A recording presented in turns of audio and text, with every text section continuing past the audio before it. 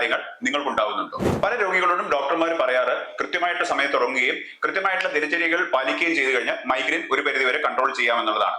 പക്ഷേ രോഗികൾ നമ്മളോട് വന്ന് പറയുന്നത് കറക്റ്റ് സമയത്ത് ഉറങ്ങുന്നുണ്ട്, കൃത്യസമയത്ത് എഴുന്നേൽക്കാനായിട്ട് ശ്രമിക്കുന്നുണ്ട്, പക്ഷേ ഉറക്കം ഒട്ടും തികയുന്നില്ല എന്നും അൺറിഫ്രഷ്ഡ് ആണെന്നും രാവിലെ എഴുന്നേൽക്കുമ്പോൾ ഉറക്കച്ചടവ് ഉണ്ടാവുന്നുണ്ടെന്നും പകൽ സമയത്ത് എല്ലാം ഒരു ഡ്രൗസിനെസ് അല്ലെങ്കിൽ ഉറക്കം വരൽ ഉണ്ടാവുന്നുണ്ട് എന്നും പല രോഗികളും നമ്മളോട് പറയാറുണ്ട്.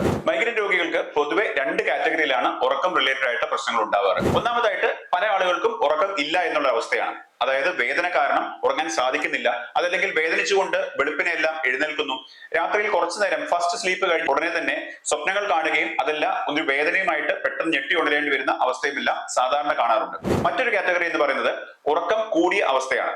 അതായത് അമിതമായിട്ടുള്ള ഉറക്കം. പകൽ സമയത്ത് പോലും അവർക്ക് ഉറങ്ങാനായിട്ട് സാധിക്കും, പക്ഷെ ഡീപ്പ് ആയിട്ടുള്ള ഉറക്കത്തിലേക്ക് പോകാനായിട്ട് സാധിക്കുകയുമില്ല. എപ്പോഴും ഉറക്കം തൂങ്ങിയ അവസ്ഥ കാരണം ജോലിയിൽ പ്രൊഡക്റ്റീവ് ആവാൻ സാധിക്കാതെ വരികയും വീട്ടിലെ കാര്യങ്ങളും എല്ലാം ചെയ്യുമ്പോഴും മറ്റും കുട്ടികളോടും വീട്ടിലുള്ള ആളുകളോടുമെല്ലാം ഇറിറ്റേറ്റഡ് ആവുന്നതും വളരെയധികം പെട്ടെന്ന് ഷോർട്ട് ടെമ്പേർഡ് ആയിട്ട് റെസ്പോണ്ട് ചെയ്യുന്നതുമെല്ലാം ഇത്തരക്കാരുടെ പ്രത്യേകതകളാണ്. ഈ രണ്ട് കാറ്റഗറി ഓഫ് സിംറ്റംസ് ഉണ്ടാകുന്നതിനായിട്ടും പല കാരണങ്ങളുണ്ട് എന്ന് മനസ്സിലാക്കുക.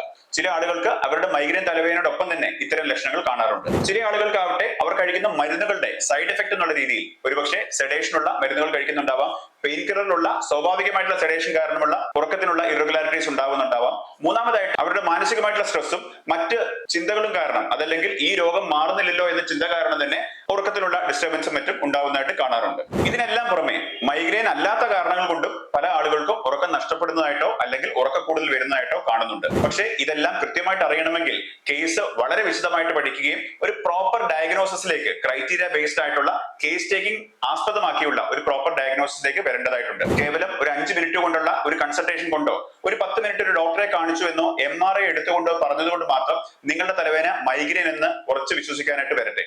കൃത്യമായിട്ടുള്ള ഡയഗ്നോസിസും ട്രീറ്റ്മെന്റുമാണ് നിങ്ങളുടെ രോഗത്തിന് ഒരു കൃത്യമായിട്ടുള്ള എവിഡൻസ് ബേസ്ഡ് ആയിട്ടുള്ള റിസൾട്ട് ലഭിക്കുന്നത് പോലെയുള്ള ട്രീറ്റ്മെന്റ് എടുക്കുന്നതിനും നിങ്ങളെ സഹായിക്കുകയുള്ളൂ. തലവേദനയുള്ള നിങ്ങളുടെ ജീവിതത്തിൽ ഉറക്കവുമായിട്ട് ബന്ധപ്പെട്ട എല്ലാ പ്രശ്നങ്ങളും താഴെ കമന്റ് ചെയ്യുമല്ലോ.